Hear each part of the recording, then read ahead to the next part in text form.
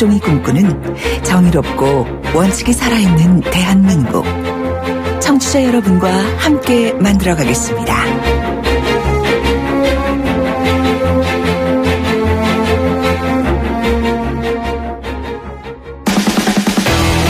돌려보고 비틀어보는 오늘의 이슈. 이종훈의 뉴스 측면 승부.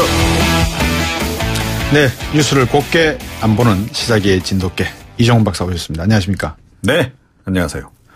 오늘 들어가기 전에요. 예. 조금 전에 김관영 의원하고 국민의당 이윤석 거 가지고 인터뷰를 했거든요. 참, 네. 저는 사나이로서 말입니다. 네. 누구 뒤에 숨는 거 제일 싫어해요. 아니 뭐 그건 뭐 꼭 사나이가 아니더라도. 예. 네. 특히 정치인이 예. 잘못한 일이 있으면 맹맹백백하게 잘못했다라고 국민들 앞에 나서서 그냥 혼날 거 혼나고 그죠? 혼날 거 혼날. 예. 아니 그래서 탄핵당한 사람이 바로 옆에 있잖아요. 네. 과연 이 국민의당이 존재 가치가 있는지 저는 궁금합니다. 하여튼 뭐 그건 또 개인의 의견을 올렸다가 또 저는 또 몰매를 맞기 십상이니까 네. 오늘 이슈로 바로 여쭤보겠습니다. 뭡니까 오늘 이슈는? 정상화. 정상화요. 정상화 돼야죠. 정치도 정상화, 경제도 정상화, 다 정상화 돼야죠. 비정상의 정상화. 아이고, 그죠? 갑자기 지겹게 많이 몰려왔네. 네. 아이고, 예. 해보시죠. 이번엔 또 무슨 정상화냐? 예. 라고 이제 질문을 하실 것 같은데요. 네. 이번에도 국회 정상화. 이 사람들은 정상이 아니었습니까? 아니 그러니까요. 뻑하면 뭐 이 정상화, 뻑하면 파행. 예. 근데 이번에도 자꾸 또 뭐 뻑뻑하지 마십시오. 이상하게 들립니다. 아, 이번에 그래서 다시 또 정상화를 이제 했다는 건데요. 예. 지난 22일에 사실은 한번 이렇게 시도를 했었죠. 예. 그러다가 이제 그때 합의가 잘 안 됐습니다. 예. 추경 문제라든가 또 이 조국 청와대 민정수석 운영위원회 이제 출석 문제 이런 걸 놓고 네. 이제 대치를 해서 그때 이제 사실은 결렬이 된 그런 상황이었는데 예. 닷새 만에 오늘 드디어 이제 합의를 하긴 했습니다. 예. 7월 달에 이제 임시국회를 개최하는 거 있고 정부조직법 개정안 이것도 저 쟁점이잖아요. 네. 일단은 뭐 이것도 이제 심의를 시작한다. 예. 뭐 정개특위 설치한다. 예. 인사청문제도 개선 관련한 예. 국회 운영위 소위원회도 설치한다. 뭐 이런 예. 정도 합의가 나오긴 했습니다. 예. 이런 거 운영위원회 돌지 않으면은 특별활동비 못 받죠. 그렇죠. 전곡을 찌르셨네요. 네. 네. 아니, 놀면 요즘엔 수당도 예. 좀 지장을 그렇죠. 받습니다. 지장을 받죠. 그죠? 추경안 처리 합의는 못 했다고요. 그죠? 예. 그래서 지금 나오는 얘기가 예. 아니 가장 중요한 추경안 부분도 합의를 안 해놓고 무슨 이걸 정상화라고 이야기를 할 수 있느냐라는 얘기가 일각에서 나오긴 합니다. 예. 어찌됐건 추경안 부분은 오늘도 합의에 실패했습니다. 그래서 네. 일단은 뒤로 지금 밀어놓은 예. 그런 그 상황이에요. 그래서 아마 이 문재인 대통령이 미국 방문 전에 어떻게든 좀 이 추경안 부분도 처리의 합의 정도라도 하고 지금 그쵸. 가길 아마 굉장히 바랐을 것 같은데. 가분하게 그죠? 예. 그런데 이게 결국은 이루어지지 않았습니다. 그러니까 특히 뭐 자유한국당 당연히 이제 여전히 뭐 약간 원칙적으로 좀 문제가 있다. 뭐 이런 얘기를 지금 하고 있는 그런 상황이고 네. 국민의당하고 바른정당 같은 경우에도 공무원 증언하는 부분에 대해서는 여전히 문제를 지금 삼고 있는 그런 상황입니다. 그 추경안이 이 여와 야가 완전 입장이 다른 것 같아요. 그렇죠. 근데 예. 이거 언제나 그렇지 않습니까? 언제나 그런데 네. 과거에는 그 정부가 들어섰을 때마다 추경을 다 통과시켜 줬었거든요. 네. 조금 그런데 조금씩. 그게 그냥 겉으로 보기 이렇게 매끄러운 듯 보여도요. 예. 사실은 그 사이에 여야 간에 이제 뭐 예. 나쁘게 얘기하면 이제 예. 거래. 그래. 뭐 좋게 얘기하면 뭐 이렇게 약간 이제 뭐 조정, 협상. 조율 뭐 이런 과정들을 이제 거치게 되는 건데 네. 이번에는 이제 야삼당이 이렇게 세게 이제 나오게 되면 네. 이제 여당으로서는 이제 또 다른 당근책을 준비하지 않으면 어떤 당근이 있어요? 그러니까 뭐 야삼당이 바라는 또 급한 또 예산들이 있지 않겠습니까? 국민의당은 일단 뭐 문준영 씨 그 허위 조작 사건으로 일단 아웃. 그다음에 자유한국당은 전당대회 한다고 자중질환 비슷하게 갈 것 같고. 그다음에 바른정당은 지금 20명 원내교섭단체에 간당간당거리고. 네. 어떻게 하죠? 아니 그래도 예. 협상은 협상이니까요. 아, 그렇습니까? 예. 오늘 합의가 나온 건 자유한국당의 태도가 변해서 그런 겁니까? 결국 그거죠. 예. 사실은 이제 자유한국당 같은 경우에는 살아있네요. 여전히 그렇죠. 아유, 무슨 말씀을 그렇게 하십니까? 의석수가 얼마나 되는데. 예. 예. 어찌됐건 제1야당 아니겠습니까? 예. 이제 그렇기 때문에 이제 상당히 이제 중요한 변수인 건 맞죠. 그런데 자유한국당이 인사청문 전국에서 계속 뭐 무조건 이런 후보도 안 되고 저런 후보도 안 되고 노로 일관해 왔잖아요. 네. 그러다 보니까 약간 국민 여론이 너무 이렇게 반대를 위한 반대하는 거 아니냐. 그런 얘기가 이제 꽤 좀 나오지 않았습니까? 네. 근데 이번에도 역시 지금 그 인사청문 과정에서 예.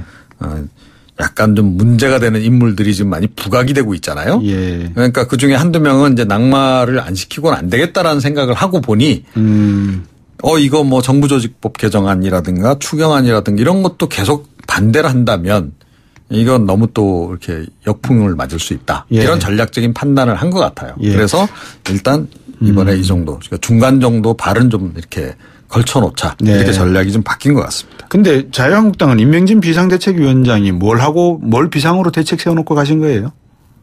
저 당명 바꾸셨잖아요. 아, 예. 새누리당으로부터 자유한국당으로. 아이고, 고생하셨습니다.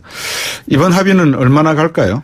그러게요. 예. 늘 이제 이런 합의문 나오고 나면 이제 조금 있으면 또 들리는 얘기가 예. 합의문의 잉크도 마르기 전에. 예, 그렇죠. 그런 얘기 또 나오잖아요. 그렇죠. 특히 이제 이번 같은 경우에는 인사청문회가 딱 중간에 걸려 있는 데다가 네. 인사청문회에서 지금 야3당이 집중적으로 문제를 제기하고 있는 후보자들이 딱 걸려 있잖아요. 김상곤 부총리 겸 교육부 장관 후보자. 네. 또 송영무 국방부 장관 후보자. 예. 가장 이제 뜨거운 이제 인물이긴 한데. 예. 그다음에 조대 고용노동부 장관 후보자. 예. 이 세 사람에 대해서 뭐 부적격신 3종 세트니 뭐 국민기만 3종 세트니 김송존이 이렇게 이야기를 하면서 지금 야당이 지금 맹공을 하고 있잖아요. 예. 그러면서 지금 들리는 얘기가 적어도 한두 명 정도는 이건 예. 낙마를 안 지키고 그냥 넘어갈 수 없다라고 하는 이제 얘기가 있어요. 예. 자, 근데 그러다 보면 예. 또 청와대는 그래도 역시 인사청문회 거쳐서 가능하면 좀 강행 처리하려고 하지 않겠습니까? 예. 그러면 이제 사실은 또 추경 자체가 완전히 물 건너가면서 예. 이번에 합의한 거, 그러니까 심지어 정부조직법 개정안조차도 예. 위태위태하면서 또 합의가 깨질 수 있는 그런 굉장히 어떻게 보면 살얼음판을 걷는 그런 정국입니다. 요즘. 이야, 참 이 서민들은 장사가 안 돼서 죽겠다고 난리고 아우성이고 농부들은 비가 안 내려서 땅이 갈라져서 죽겠다고 하는데 특별활동비 타실 생각하시니까 참 행복하신 모양이세요. 이분들은. 이런 김송조 이런 개그나 하실 생각이나 하시고 하여튼 대한민국 국회의원분들 훌륭하신 분들이 많으신 것 같습니다. 그죠?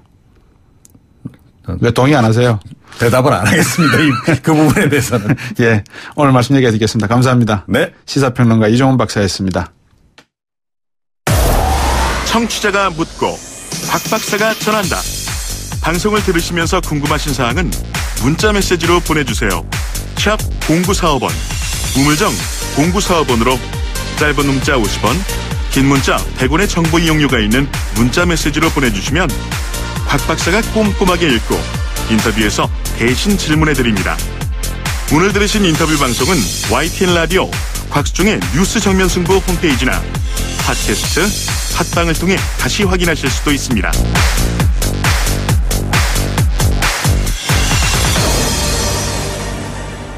예, 8719번님이 어제 보내신 문자였습니다. 제가 꼭 읽어달라고 하셨는데 제가 머릿속에 있었는데 읽어드리질 못하고 방송을 마쳤거든요. 근데 이제 다음 질문 들어가기 전에 읽어드리겠습니다. 우리나라 공무원은 예산을 늘려서만 하려고 하는데 낭비 요소를 먼저 검토해야 되지 않을까요? 예산이 부족한 나라가 아니고 세금 도둑이 많은 나라라고 생각이 되거든요.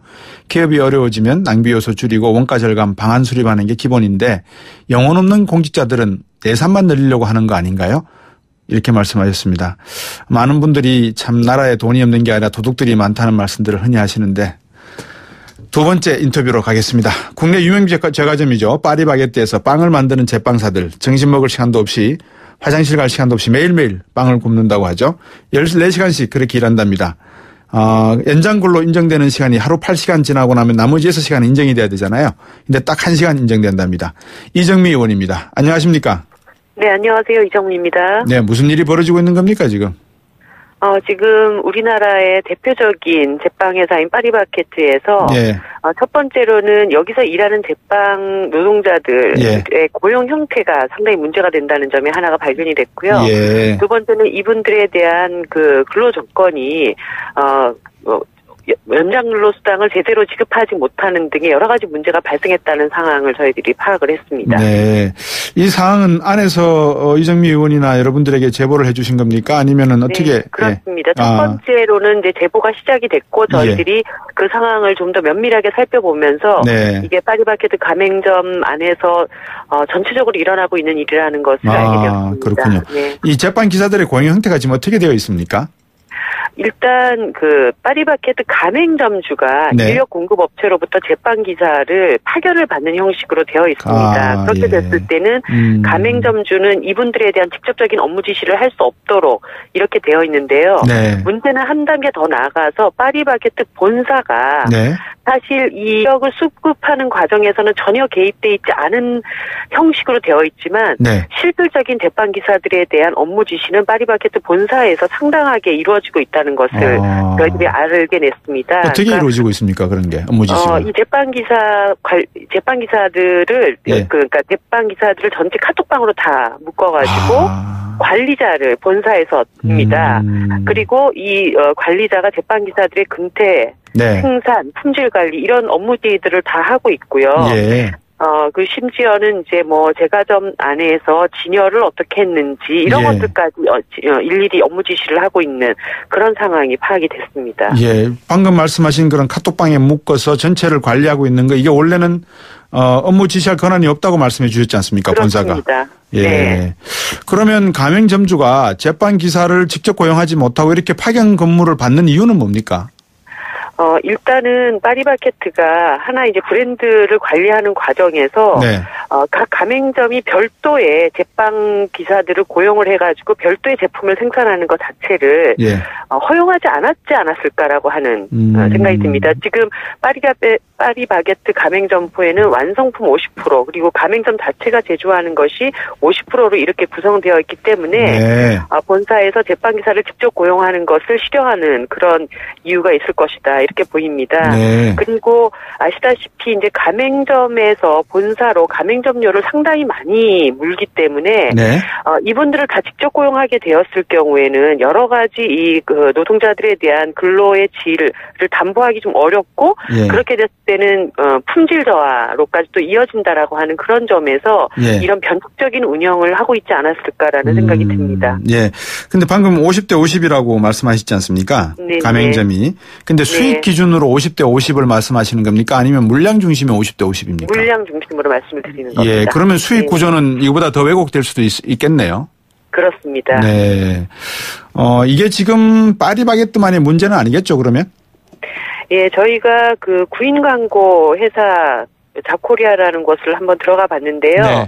제빵 제조 기사를 포함해서 카페 기사, 샌드위치, 음료 제조 이런 구인 광고를 보니까 웬만한 대형 프랜차이즈점들이 다 이런 식으로 인력을 구하고 있다는 것을 알게 됐습니다. 그래서 대형 프랜차이즈점이 직접 운영을 하는 경우를 제외하고는 대부분이 이런 고용 형태를 다 쓰고 있지 않겠는가 그렇게 생각을 하고 있습니다. 그러면 연장 근로수당을 제대로 지급받지 못하고 있는 실태도 파악하셨겠네요.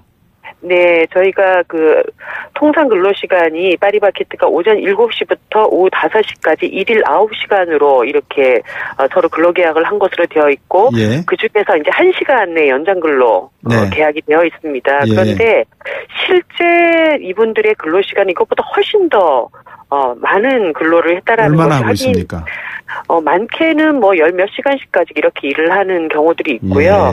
그런데 이게 인력 공급 업체가 전산망으로는 연장 근로 시간을 1시간 범위 내로 다 조작하고 있다는 것이 확인이 됐습니다.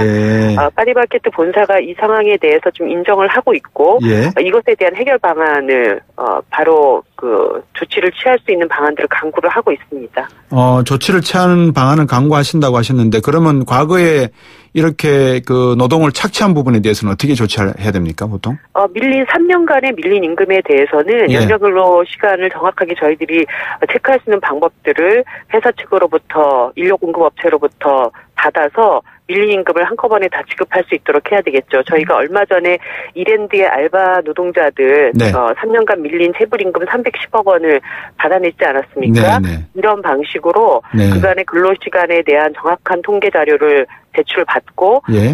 지급받지 못했던 연장 예. 근로수당을 지급받을 수 있도록 그렇게 저희들이 조치를 취할 생각입니다. 하나를 보면 10개를 안다고 파리바게뜨와 같이 이렇게 가맹점 프랜차이즈 형태로 되어 있는 요식업은 어쩌면 이런 모든 형태 비슷한 형태의 파견 근로 또는 기간 근로를 받아들이고 있는 거 아니겠습니까?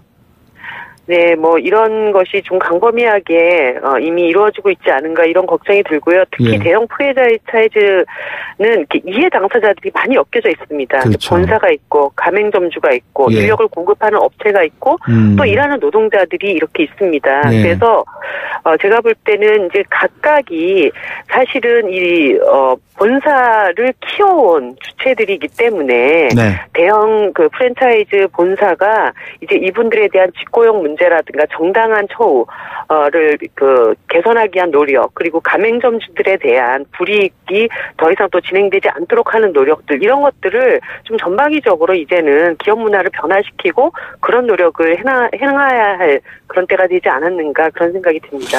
네, 이런 문제가 계속 반복되고 있는 근원이 어디에 있습니까?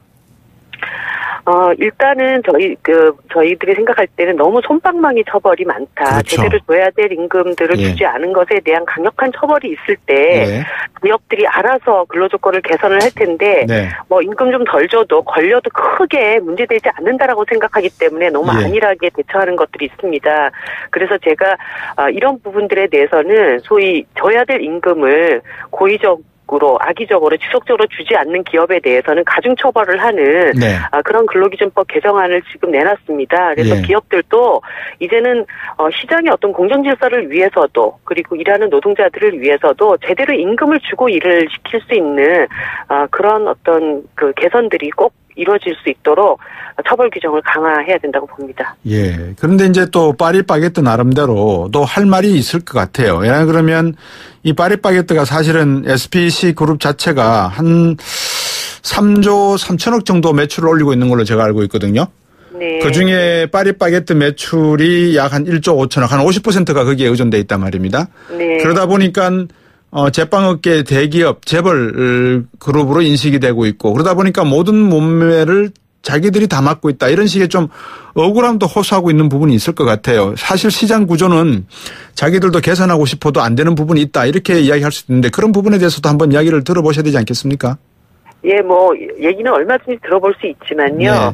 일단 근로기준법상에 지급돼야 할 임금조차를 주지 그렇죠. 않고 예. 그렇게 고용을 한다라고 하는 것은 그 어떤 변명으로도 사실은 납득되기 어려운 부분이라고 보고요. 줘야 될 것을 정당하게 주면서 또 기업 경영을 또 강화할 수 있는 방안들을 모색해 나가는 그런 과정들이 있어야 되겠죠.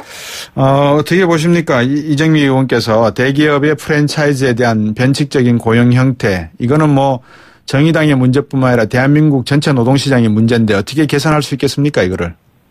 일단 우리나라가 너무 하청 비정규직 노동자들을 많이 쓰는 경향이 있습니다. 네. 그것은 원청에 노동자들에 대한 의무는 굉장히 강요하면서 네.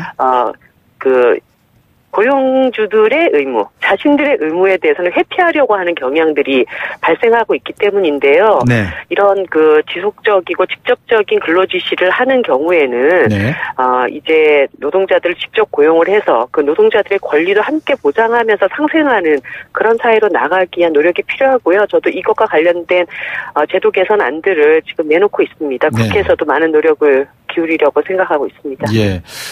한편으로는 뭐 당연히 그게 정의라고 하는 것, 시장정의고 경제정의라는 것을 알면서도 자칫 이렇게 제자리로 잡아가게 되면 이 빵값이 또 오르게 될까. 왜냐 그러면 제대로 가격을 다 지불하고 하게 되면 이런 대기업이나 이런 사람들은 손익분기점에서 어느 정도 비용 발생 부분을 감내할 수밖에 없다. 이거는 다 가격으로 옮겨야 된다. 이렇게 얘기되면 또 제빵 가격이 오를 수가 있거든요.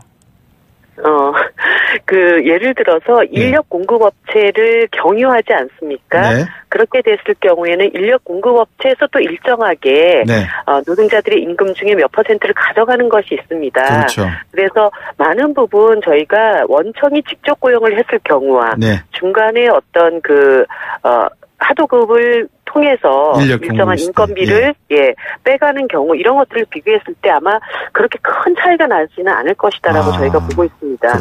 오히려 이것에 대한 어떤 그 노동자들에 대한 관리 감독, 책임 문제 이런 것들을 회피하기 위한 경향들이 훨씬 더 많기 때문에 뭐 그것이 전체 소비자들에게 엄청난 또 물가 인상을 준다든지 이런 효과가 발생하리라고는 저는 보지 않고요. 예를 들어서 저희가 예전에 지방자치단체에 청소노동자들을 직고용했을 때와 지금과 같은 용역업체를 통해서 고용했을 때의 비용을 한번 좀 추계를 해봤습니다. 그런데 실제로 그 비용 차이가 그렇게 크게 나지 않는다라는 것을 저희가 확인을 했거든요. 그래서 이런 부분들도 충분히 개선 가능하다 생각하고 있습니다. 아, 좋은 말씀입니다. 오늘 말씀 잘 들었습니다. 감사합니다.